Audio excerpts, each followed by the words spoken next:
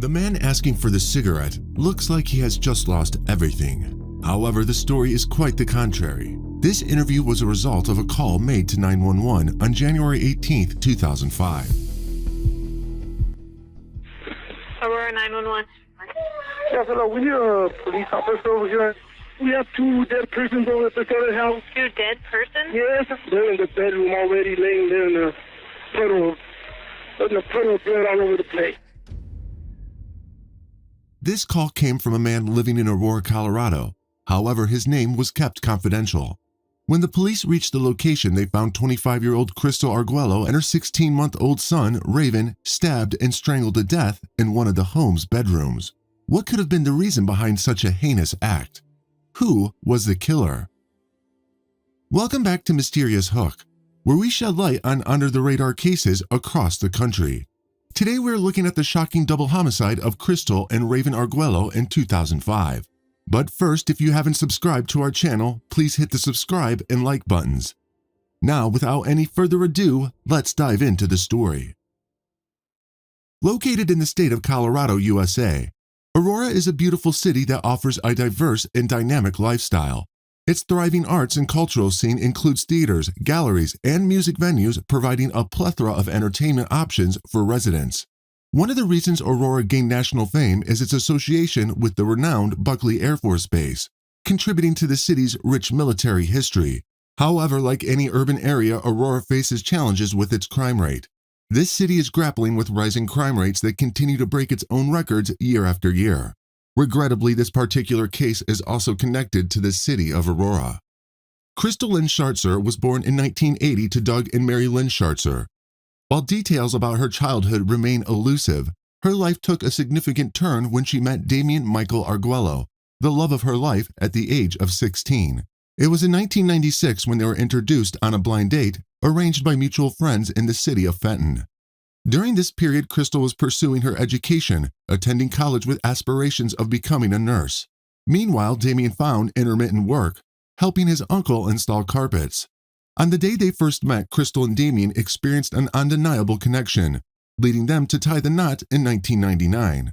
Shortly after their wedding, they welcomed two children, Damien Jr. and Celeste. And soon, their family was complete when the third baby boy, Rayven, came into their lives. However, the happiness in their lives began to slowly dissipate. While their family appeared to be functioning well on the surface, there were underlying issues that deeply troubled Crystal's family. Following a decline in the relationship, Crystal decided to live with her children at her parents' home in the city of Holly, Colorado.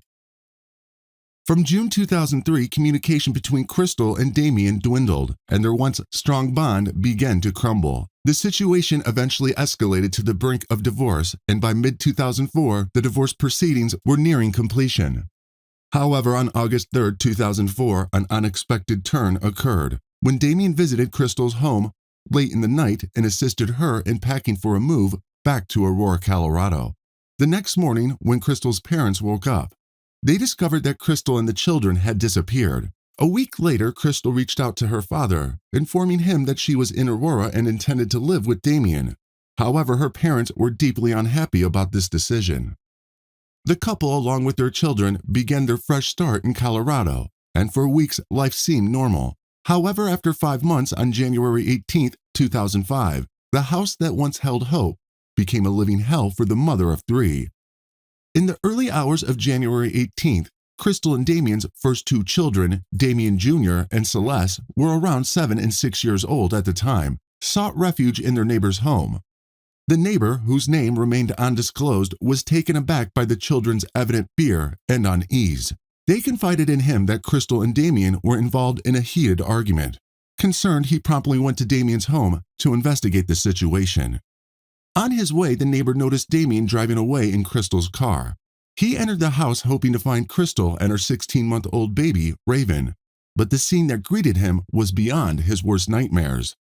Both mother and child were lying lifeless in a pool of blood, having been stabbed and strangled to death in one of the home's bedrooms. Horrified at what he had seen, he called 911. Aurora 911. Yes, hello. We need a police officer over here.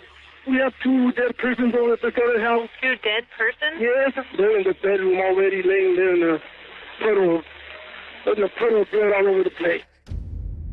Upon arrival, the police swiftly began investigating the crime scene. Realizing that Damien had fled, they promptly initiated a search to trace Damien's whereabouts. Thankfully, after just a few hours, they managed to apprehend 27-year-old Damien Michael Arguello, who was found in Crystal's car only a few miles away from the scene of the crime. After his arrest, Damien was taken into custody, and the interrogation commenced. Let's just start at the beginning, Damien. Let's just work our way through this. Yesterday, were you all at home? During the interrogation, the interrogators had numerous questions for Damien. However, he initially struggled to share, choking up as he visualized the horrific events that had transpired just a few hours earlier.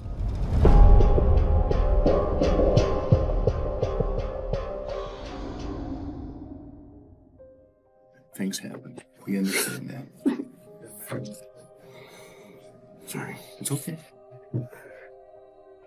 Were you arguing with Crystal tonight? Argue every night. You argue every night? However, what surprised the interrogators the most was Damien's complete lack of remorse. Even though he initially seemed like he was regretting it, it didn't take much time for his emotions to completely change. He answered their questions as if the heinous act was inconsequential, showing no emotions or remorse. All he seemed to want was a cigarette, seemingly indifferent to the gravity of the crime he had committed. What was there about tonight that was different from all the times in the past? You been spit on by your wife? Did Rayven start crying when you were arguing with Crystal? He always cries. Okay. Take that cigarette. Indeed, it appeared that all Damien wanted was to smoke, possibly to cope with Ormin's confession to the crime. He began cooperating with the investigators regarding the case. The police successfully recovered the murder weapon, a knife used in the tragic incident. However, how they recovered it was never mentioned. According to law enforcement, both Crystal Arguello and her son lost their lives due to multiple stab wounds. You've done a good job of that so far.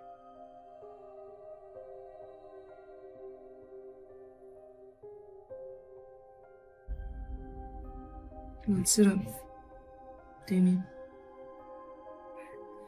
You've come this far, Damien. What happened? I stabbed her, okay? Okay. You stabbed her? I stabbed them both, I think. I don't know why. Okay. It's okay. Moreover, the evidence revealed a tragic truth. It appeared that Crystal had bravely attempted to protect her baby during the horrifying ordeal. The murder, which involved both strangling and stabbing, took a gruesome 10 to 20 minutes. It was later clarified that Damien first attempted to strangle Crystal. As Crystal lay on the floor, she valiantly shielded her baby with her body, but tragically they both succumbed to the fatal stabbings. During an April 2005 preliminary hearing, a detective revealed a disturbing motive behind the horrific crime. Damien was allegedly upset, as he suspected that he might not be the father of the baby. Moreover, he admitted to smoking crack cocaine before the tragic incident, which played a role in his erratic and violent behavior. On July 15, 2005, in Adams County Court, Damien entered a guilty plea to 2 counts of first-degree murder. By pleading guilty, he avoided a trial and also the possibility of facing the death penalty. However, Damien will spend the rest of his life at the Colorado State Penitentiary, with no possibility of parole. Damien's sentencing took place on September 16, 2005. Damien Michael Arguello, 27, received 2 life sentences for murdering his wife and their 16-month-old son. He will spend the remainder of his life at the Colorado State Penitentiary with no chance of parole. Crystal's parents, Doug and Mary Lynn Schartzer, were present to confront the man who had taken their daughter and grandson from them. Doug Schartzer expressed his anguish, stating that Damien showed no genuine remorse for his actions. While Damien appeared to cry, it seemed more like he was feeling sorry for himself rather than truly remorseful for the horrific deeds he had committed. Since their daughter's tragic death, the Schartzers took on the responsibility of raising Crystal's children, Damien Jr. and Celeste. Despite the children's memories of that fateful night, the Schartzers handled the matter delicately and refrained from pushing them to talk about it. They ensured that the children received ongoing counseling to help them cope with the trauma they had experienced. Schartzer vividly remembered the conversation he had with his daughter and grandson on January 18, 2005, the day of the murder. Everything seemed normal during their talk, and little did he know it would be their last. In that poignant telephone conversation, Schartzer's heart was warmed as he heard his 16-month-old grandson, Rayven, call him Papa for the first time, cherishing a precious memory of their bond that would forever remain etched in his heart. Adams County District Attorney Don Quick, having served as a prosecutor for 18 years, expressed that this was the most horrific crime he had ever encountered. Some of the evidence was withheld until the conclusion of the case, but he now wants the Schartzers to find solace in knowing that their daughter's final moments were spent heroically trying to protect her baby. Quick was shocked to discover that the baby had been intentionally stabbed, rather than accidentally. Finding comfort in the closure of the legal proceedings, Crystal's parents felt a slight sense of justice, knowing that Damien will forever be behind bars.